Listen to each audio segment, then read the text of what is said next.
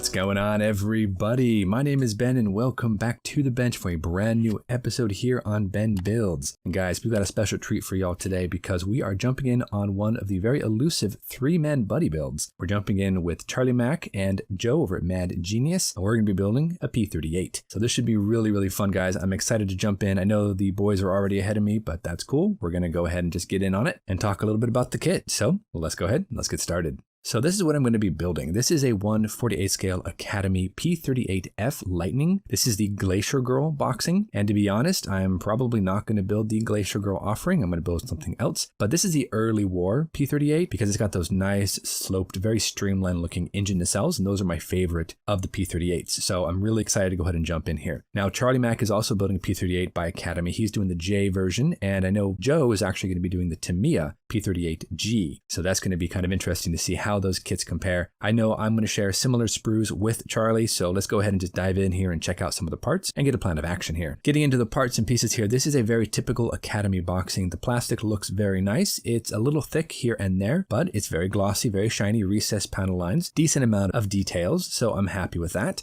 I bought this kit like maybe 15 years ago, so it's been a while. I also picked up about 15 years ago one of these True Details wheel sets for this particular model because the Academy kit comes with vinyl tires. And I've heard that sometimes these vinyl tires can eat the plastic. So I didn't really want to fool with that. And instead of kind of messing with it, I just decided to go out and buy some resin replacements. Can I use them in place of this? I don't really know. I have to do some research and figure out references, but it's probably a better idea to go ahead and replace them. The details look nice though, no real problem. We have a couple of extra parts we're not going to need, such as these rockets. We don't have those on the early models, but we have nice detail in the cockpit. It's not as nice as Joe's kit, I'm pretty sure, but it's going to be passable for what we're doing with it. So yeah, can't really complain. I think it's going to build up nicely. One of the issues we do have with the kit though is that there's some areas that are a little less detailed. For example, here on the engine boom, we actually have these radiators that have nothing in them. They're completely open from front to back. So we're going to have to figure out something to put in there to block off line of sight. And of course, the wheelbase, Charlie has talked a little bit about the fact that they are tad warped. So they're going to take a little extra effort to get into place. Not a big deal. I think we can manage it, but still, I'm sure Joe's not going to have any trouble with this kit whatsoever. Now, I will say that when I first got this model, I got super excited to build it and I opened it up and I took all the parts out of the poly bag and I decided, let's go ahead and just for fun, let's bore out these intakes right here. So I did that on both of the engine nacelles and then I just stopped. Never continued, never built anything more, got sidetracked in other builds and life happened. Now though, I'm looking at it going, what am I going to put in there? I got to figure that out. I've got a couple of ideas, but that's going to be a little bit of some trouble. And then of course we got our drop tanks that appeared on the F version and on. If you're building one of the early E's, it wouldn't have drop tank capabilities. The clear parts look okay. I don't know how accurate they are for the center section because the early P-38s actually opened sideways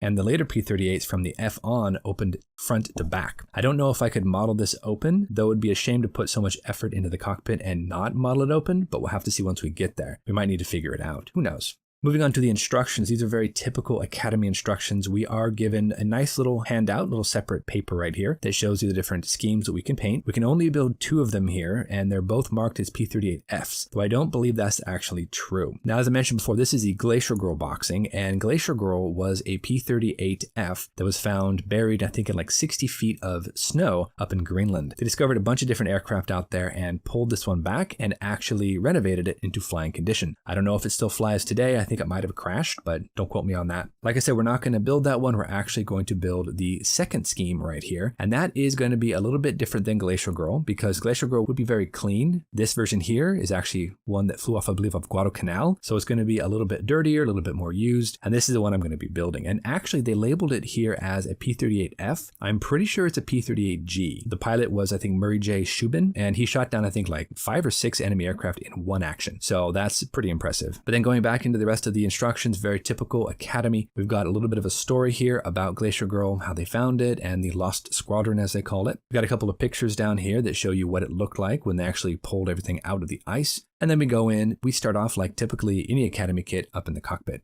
Wheelbase as well, not exactly hugely detailed, but again, we can throw some wires in there just enough to give it some life, to add a little bit extra spice to it. The instrument panel is just a decal, which I don't think is necessarily terrible because I don't know how much you're gonna be able to see in there, but we're just gonna have to work with it because I don't have any update parts, any PE parts, nothing like that. I just have whatever's in the kit. Now I know Joe went out and bought the Quinta Studio set for his Tamiya P-38, but I'm not willing to spend $15 on a set that may not fit. So we're just gonna run out of the box and see what we can do. It's not a bad looking kit though, to be honest. I'm pretty sure that the exterior detail is fairly correct. If we go ahead and take our time and paint everything nicely, we should actually have a nice looking P-38. Let me move on through the rest of the sub-assemblies, no problem there. At the very bottom, we do have all of our paints, which I'm pretty sure I have most of in my paint stash. And then we flip over for all of our guides to our stencils and all our little markings and whatnot. This is actually going to be very helpful. I don't know how much of the stencils will be left on my particular aircraft that I'm building, flying out of Guadalcanal, but I have all the different placements just in case we need to go ahead and add a few more stencils and give it a bit more life. And of course, we have our part breakdowns. Looks like they'll get the job done. So let's go ahead and talk a little bit about the wheels. Now, years ago, I was reading an article online that talked a bit about vinyl tires. And that's the reason I actually bought these resin versions, because I've heard that vinyl tires can sometimes melt the plastic hubs. Biggest example of that would be the Ertl AMT F7F Tiger Cat. Apparently those did melt the plastic. So I read that and I freaked out and I thought I got to get myself some new tires. So I went out and I bought these True Detail ones, and these are absolutely beautiful tires. Problem is, I might not be able to use them. So check this out. This is the aircraft I'm going to try to be modeling. And as you can see on the wheel side of things, we've got two different styles of wheels. The nose wheel here is one with tread, and the main wheels are ones without tread. They're smooth tread. Also, they are covered. The wheel hubs are covered with that disc. So unfortunately, my versions of wheels do not have those coverings. I'd either have to scratch build them or come up with something else because I can't use those, plus they're smooth. So I'm not going to be able to use the entire set here. I might still be able to use the nose wheel though, because that is textured and it does have some tread on it. So that might still be able to be used, but the main wheels, I'm gonna have to figure that out because I don't think I can use these particular versions.